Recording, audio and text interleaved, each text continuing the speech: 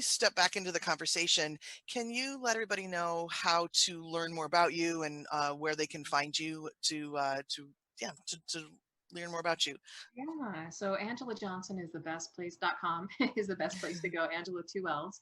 So you can find me that way on Instagram and also Facebook. I spend more time on Instagram, but my website's a great place. I've got free resources there, some awesome intuitive marketing is really my main body of work. So for those of you who are business owners, that's a great place to start exploring how to use your intuition in your marketing and actually have marketing be way easier. Fantastic. All right. So we spent the first part of this conversation coming in and talking about getting out of the head, getting into the body, feeling. And what I'd like to shift into is um, you can spend as much time unconsciously in the being state as you can in the doing state, right? So when you're talking with your clients, how do you help them understand when is it time to take that action step? When do you know enough and let yourself be ready to move forward? Yeah. Well, and just like what you were saying before, there's this hybrid of asking for help and receiving that, but making sure that it's actual guidance and not just telling you someone or someone telling you what to do, someone giving you their one size fits all formula. And you think about like none of us fit in a box. We don't fit in a formula. And so it's interesting that we keep looking for this magic ingredient or the 6 steps to do whatever, make 6 figures or change our health or find the love of our life. Like we keep looking for these shortcuts. I love what you said. Like shortcut is listening to your intuition.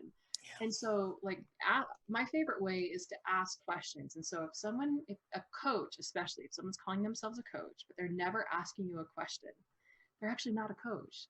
That's a consultant, and that's not a bad thing. Just know Right. who you're hiring, Right. right? And so when Right. we are asked questions and truly expansive questions, or there's no attachment to the answer, that is actually a really beautiful practice of deepening our intuition. Because when there's space for question and curiosity, then there's also space for a truth to emerge. And so, for example, a client of mine, she was marketing what we call a mini experience. And when people work with me, the mini experience is like a webinar or something that you're giving people a taste test of deeper work with you. Mm. And so she had two kind of back to back. And I said, so in truth, did you try to hurry this? Did you try to push? She goes, oh, yeah, I totally tried to push this. Said, so is that maybe why there's some resistance, happening? She's like, dang it. Yes. And they said, okay. So all this is information. It's just information. And so now you've learned something about your pace, about your rhythm, about how much energy and capacity you have to actually put behind a launch like this. And so now we've got to look at, okay, what are the next steps so that you can honor the couple of people who've signed up for this first mini experience and also plan the rest of your marketing for 2020, which feels like we're, marketing and planning in an apocalypse, That's a whole other conversation, right? Yeah. And so we learned something here, right? And so, but I could have told her, well, I think you put those two things, too close together. Well, that doesn't really serve her. She had to come to that own arrangement. And I asked the question because if she totally felt like, no, this is the perfect time, this is great, then awesome. Then I can support her and maybe ask her some other questions about, well, let's really look into this, right? And so it's approaching things with curiosity, with an open mind and without attachment.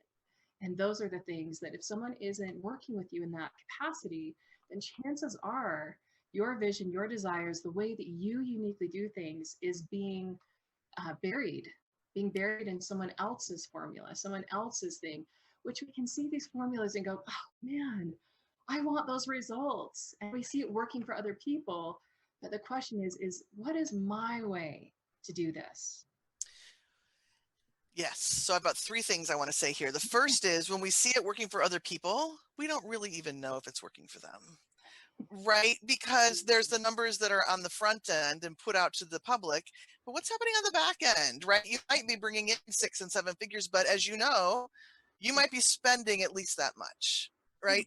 Those numbers make me angry. It just, if I hear another thing about be a 6 or a 7 figure business owner or you're not a real business owner, talk about the shame involved in that, right? Okay. And so then the other piece here is, well, there's 2 other pieces. So one of the pieces that I want to bring out is that I think a lot of times we rush ourselves. You're talking about your client who was kind of rushing into those webinars, and I don't certainly know what was going on with your client. I think that one of the things that we forget are some of the universal principles in that, and this is why it's important to understand your money relationship, is that we get to trust that we're always being supported, Mm. right? I think that, as we're in business, we want to make money. We need to earn a salary. We live on the 3D planet. And so there's that sense of, I really need to push forward hard so that I can receive what I need to receive. And there is some truth. There needs to, there's always going to be some form of action. And yet when we're doing it from that place of fear, that's as hard on our financial bottom line as it is trying to follow somebody else's model. Right. Yeah. Well, and taking that, this whole self-trust is a direct correlation of, do I trust the universe? I believe that you can't have one or the other. You have to have both. Like if I don't trust myself, I really don't trust the universe. Or if I say I trust the universe, but I don't really trust myself, no. Like they're BFFs. They go together. Right. Because we are divinity. Yeah. Right. Yeah. And speaking of, timing of launches or timing of like when you want to hold an event, like I love that you said, always trust that you're supported. So if you always trust that you're supported, when would you like to have your event? Or what kind of launch schedule would you like to have? And it right away, like questions like that get me to see, oh, where am I trying to force this? Yeah. Rather than working in tandem with the universe, there is something far greater if I just allow myself to be carried by that current instead of forcing the current to happen. Love it. Yes. 1,000 times. Yes. And that just takes practice, right? That takes getting in and realizing, I was slogging upstream that whole way, right? I could have just really floated and been taken care of, right? Yeah. And I certainly have had those experiences where, let me get this product out the door. And it like crickets. And of course there were crickets because for a variety of reasons, right? There just wasn't that connection. So, all right, I don't know if this is an unfair question or not, but what do you think is the percentage that belongs to universal law, and what percentage belongs to our preparation and our ability to go through a launch sequence in terms of impact on our bottom line? That's a great question. And so knowing that I have a tendency to work harder than I need to, I would say it's 50-50. And what I'm working on is getting that to be like 75% universe, 25% my actual effort. And it's being open to that possibility of like, I wonder if it could even be easier. And so in total transparency, like, that like allowing the universe to really support me.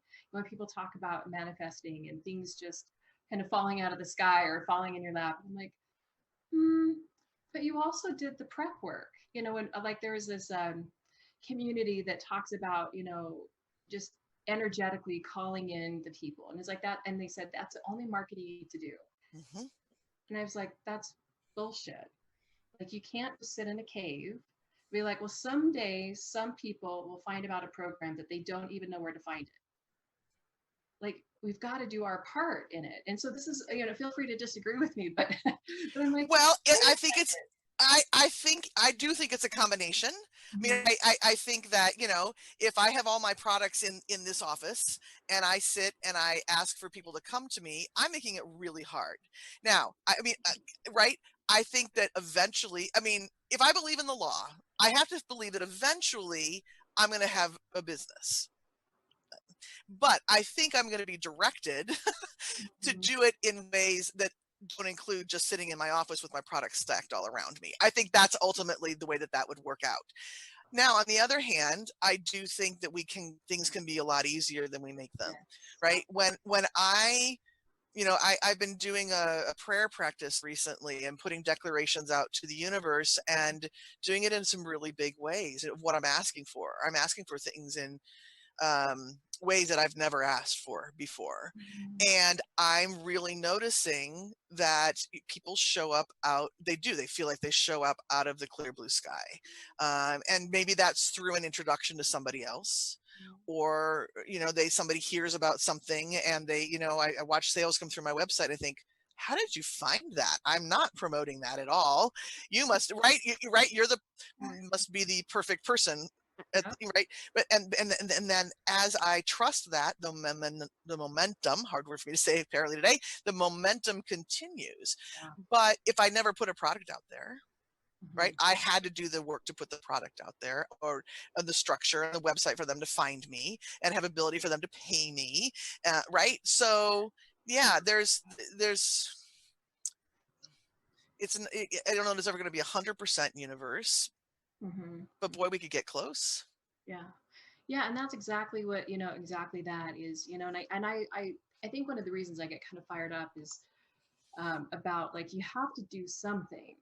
And because I've had the opposite experience of, for decades, just like, well, if I just do more affirmations, if I get my chakras aligned, I was doing like every kind of modality, and it was all about weight, love, and money. Like if Yeah. you look at any journal of the Yeah. top Yeah. 15, The it's big about three. that crap, right? Yeah. Yeah.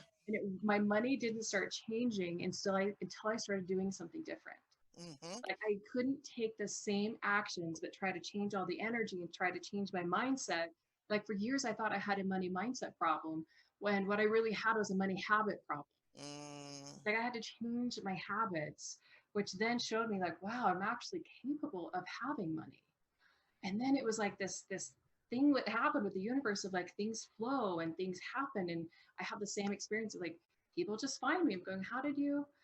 I didn't even market that. And so there's that magic. And and I tell my clients that said, industry, and I do a lot of online marketing stuff. And online marketing, you have to have a list size of this much because then your conversion rate is this much. And I'm like, that's all just crap because you don't have magic on your side. Right. Like we have magic. We are using universal principles in addition to marketing strategies. Like to me, that is such a beautiful combination, and that's a co-creation. Yes. Yes. And I think that sometimes, especially when we first start learning about the type of healing that we can do for ourselves, taking ourselves out of pattern, taking ourselves out of old beliefs, we can get really excited about it. And at the same time, sometimes it's a way to hide, right? Like, oh, okay, if I just get, or it's a manifestation of of a bigger, deeper belief of, oh, I'm not enough. So there must be something else broken, right? And if I can just fix what's broken, then I'll be able to follow Coach XYZ's program, and it'll all be fine. Right. Right? So, again, as I teach about the money relationship, the very first thing that I want people to know is that you're in charge. You have to take ownership of that relationship. You can't just sort of sit back and say, well, I hope God delivers today. Right? You have to be up front, because the divine, God, nature, whatever you want to say, whatever your word is for that, which is bigger than us, right? The divine and money, who are these three parts of the money relationship: you, money, and the divine. Money and divine don't have any free will. They're following what you're asking. And the divine has access to anything bigger and bolder than we could really ever imagine, but it acts through your intention, right? So you have to be comfortable in that position, which doesn't always, it's not always easy because we haven't been taught to be there. Well, and I think that, to really own that, to take Yeah. accountability for that we do create our reality is also the flip side of that is I have to own the shit that I've created. Yeah. And that's like, no, I don't want to do that. Like that's Hmm. uncomfortable. But judgment's optional. Acknowledgement Yeah. and just really owning it. Like Yeah. there's no actual energy there. It's just like, oh, cool. Just like what I was saying before, like it's just information. But when we start making up a story about it, and then we start perpetuating this lie that I feel like is a universal lie of, oh, there must be something wrong with me. It's like, no, there's nothing wrong with you. It's just simply, what do you want to change? What do you want to create? And Yeah. there's Who do you want to be, right? Who do you want to be? yeah. Yeah. And when you get in that curiosity state, that's when people like you show up, right? Who marry the two pieces of taking the action steps, things that are going to, I'll say that are going to work, but they work from the perspective of there's a process and Mhm. there's a way to connect with people. And here are the different strategies that you can use, what resonates with you, but you start from the origin point of you matter, Mhm. right? Your alignment matters. Yeah, it Yeah. really does. I just wanted to highlight something you said that you're doing this prayer practice and asking for things like you've never asked for them. And I'm Mm, so inspired by that. So I really appreciate you saying that. And I feel like that's part of this conversation too, is are we willing to ask? Coming from my background of it's about how hard you work and you work right. really hard. And it can so easily get into that grind. And it's like, wow, I was exhausted for 2 decades. I wonder why. Like Right. rocket science here. Um, and so that's part of this too is, willing to ask for it.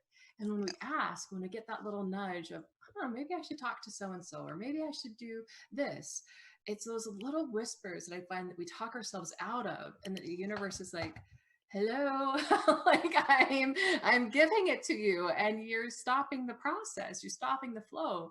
Like, let's stop talking yourself out of these little inspirations that you think are insignificant or it's not the right time, but there's a reason why that stuff is showing up for us, that we're thinking about it, we're getting that idea. So true. I literally had that experience this morning. I have a birthday in a couple of weeks. My driver's license expires on my birthday, right? So, and I want to get a real ID. Minnesota is a state where, anyway, we still could fly without it. And okay, and I had a block of time this morning for writing. I've got a book that I'm working on. So I was in the middle of my writing block, and I hear the words in my head, "Make your appointment now."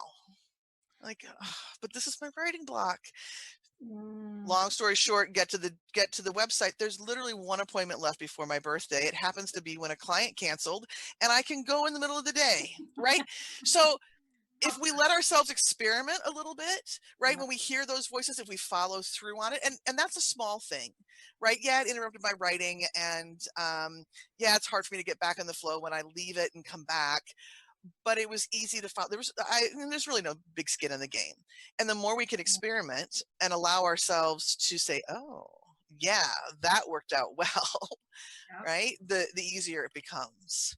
Mhm. So we just have a few moments left.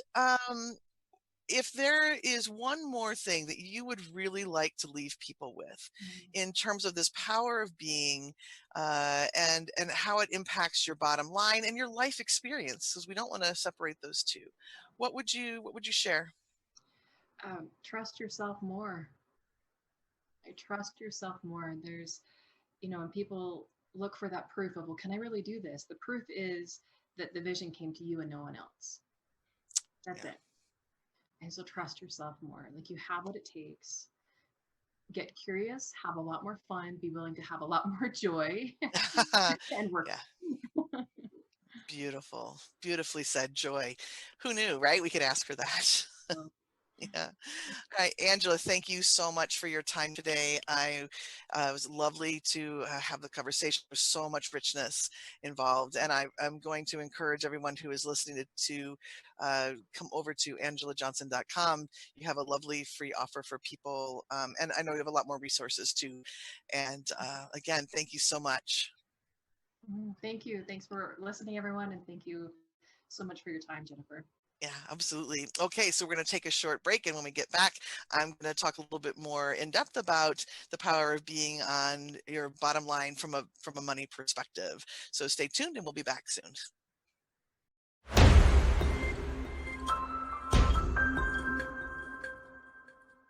Welcome back to Soul Wisdom Abundance. I am your host, Jennifer Bloom. My guest, Angela Johnson, and I have been talking about this marrying of the being state, listening to intuition, listening to what your body has to say, um, and taking action so that you can create what you want on the planet. And what I'd like to do in this last segment is talk more specifically about why it's so important to have the being state, uh, and talk about it from a universal law perspective. Okay, so that you really understand what's going on when you include this being pattern, or this being habit in your day-to-day life, because we aren't we aren't taught to be still. We are taught, like Angela was speaking about, we're taught to do and work hard and push and work our fingers to the bone, and that's for a variety of reasons. There's a whole history behind all of that, but it's a belief structure that's been passed down from generation to generation, and it's passed down with love, meaning people before us are trying really hard to um, uh, make sure that we do well when we're in our lives, right? And there's this deeper understanding, though, that we can have about how doing gets in the way of creating what you want. All right. So the most important part, and I mentioned this in the last segment, but I just want to repeat it because it's so important. The most important part of getting into that being state in regards to money is to really look at the money relationship, right? You are in a relationship with money, and you are the one who's in charge. The divine and money do not have any free will. I think I probably say that every single time in a podcast, but again, it's really important to remember because that's not what we've been taught. If you don't allow yourself to be in charge, then really what's happening is we resort to acting out of habits or acting out of pattern. So, and what I mean by pattern is those habits of thought, those patterns of belief that we carry from one generation to the next. Patterns such as you need to work really hard, or you're not enough unless your bank account is XYZ, or you need to earn whatever it is that you are receiving, okay, or that you want to receive. um, right, there's any number of patterns, infinite patterns, because it's as infinite as we are. But when you allow yourself to step into being in charge of that money relationship, it's the really that first step of breaking out of pattern and instead working from the you that is divine, right? So when you work from that place of divinity, you are working from a place of unlimited resource. You're working from that understanding that you are of the same material that is unlimited. You also have a tendency to slip more into a place of joy, right? If I'm really listening to who I am and what I want to do, and I'm following through on those things that I want to do, whether it's the really simple example like from before, where I got the one appointment that was perfect timing for me, or whether it's something bigger like putting together a program for your clients that people love, right? You have the more of the opportunity to be in a place of joy. And when you're in joy, you are in vibrational resonance with money. That's the energy of money. The energy of money is joy. And the more you are of equal resonance, the more you are going to allow to flow through you. You can think about it as I th- I just had an image pop up, and I am not electrically inclined, so I'll say what I saw. But if you think about electricity flowing through a circuit, in fact, if you can even think about it, I'm much more biologically involved, right? So if you have neurons that are passing information one to the next, right? If you have something that impedes that flow of energy, that flow of electricity, and from one neuron to the next, or within some sort of electrical unit, you're not going to get as much flow, right?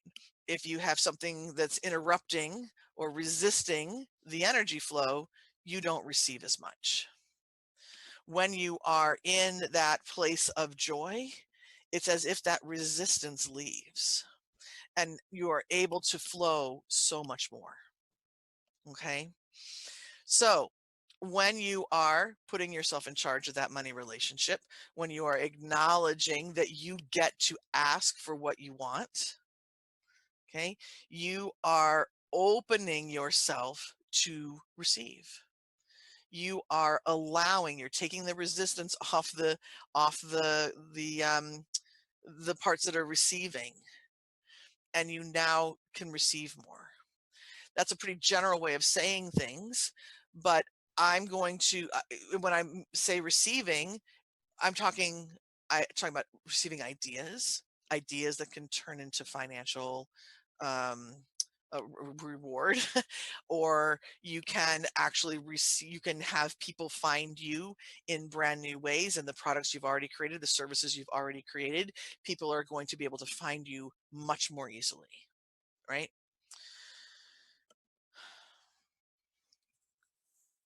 Another aspect to this is that, as again, you put yourself in charge of your money relationship, and you do that from the understanding that you're part of the divine, and you do that from the understanding that you have access to whatever the divine has access to.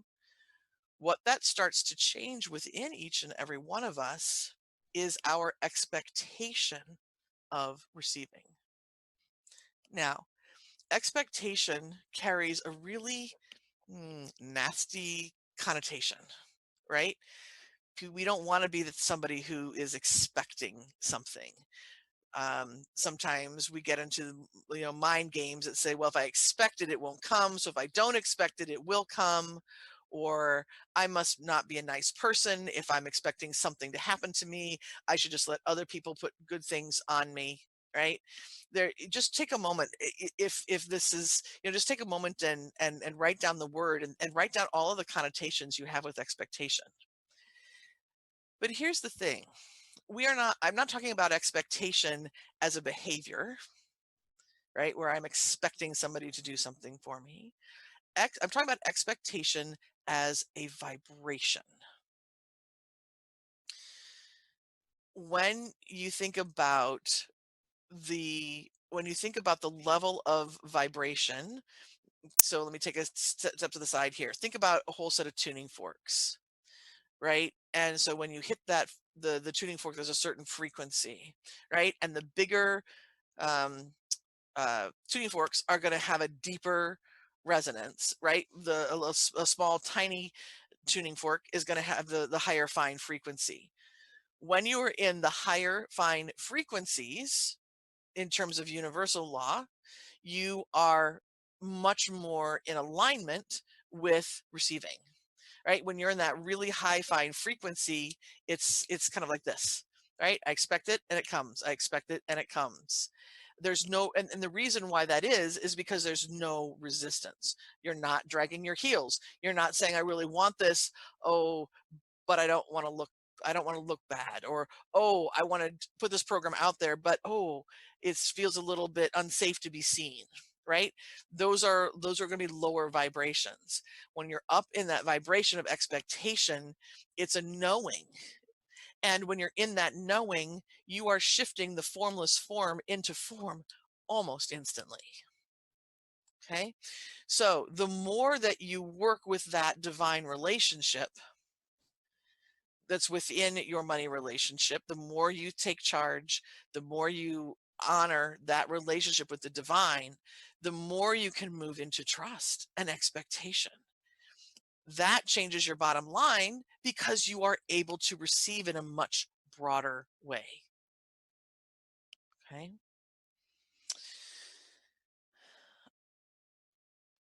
Another factor to think about here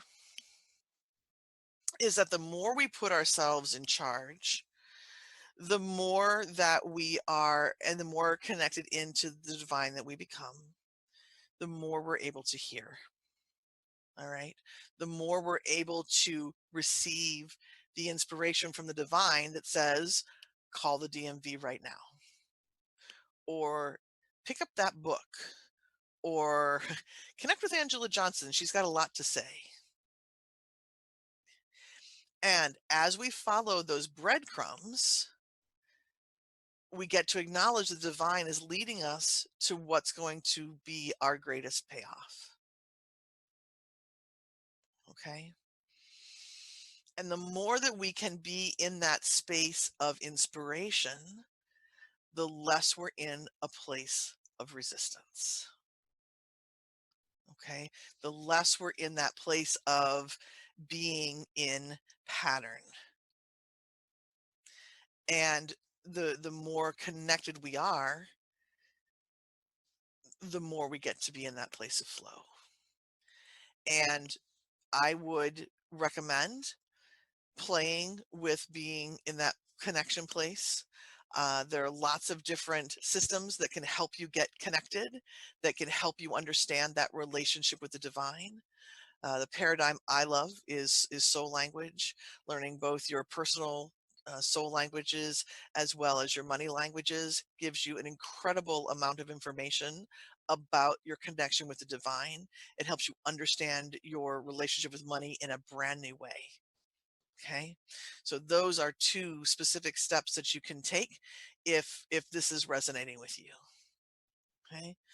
But the bottom line here is to allow yourself to give yourself as much time as possible to be in the being state. Do it until it's sort of a funny way to say it, but do it until you feel uncomfortable, right? And then you can switch back into doing. But the idea is that you're going to move seamlessly between being and doing, because you're going to be in that connected, aligned being state. You're going to be inspired. You're going to call the DMV. You're going to get a great appointment, and you can go back to what it was you were doing before. Okay. All right. So I'm going to let that be the end of the conversation for today. I'm delighted that you have chosen to join in to listen. I really would love to hear all about what you're thinking about these topics. So please join me over on my Facebook page, Soul Abundance Guide. Let me know. Tell me what's coming up with you. Tell me what questions you have. Tell me what you want to hear about. All right. So you can continue listening in the first and third Fridays of each month. And we will be back again in a couple of weeks with another podcast. So until then, everybody take care and prosperous blessings.